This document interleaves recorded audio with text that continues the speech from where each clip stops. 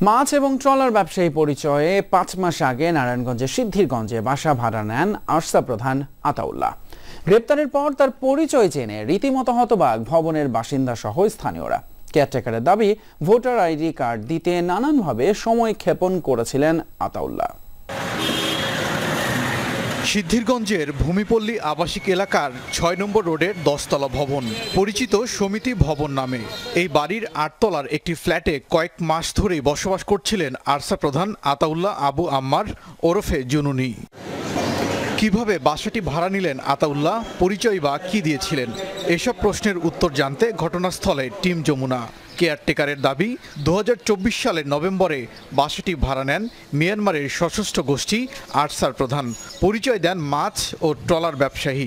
প্রথমে ৩ তলা, জানুয়ারিতে চলে যান ৮ তলায়। ভোটার আইডি কার্ড চাইলে নানা অজুহাতে সময়ক্ষেপণ করছিলেন বলে দাবি কেয়ারটেকারের।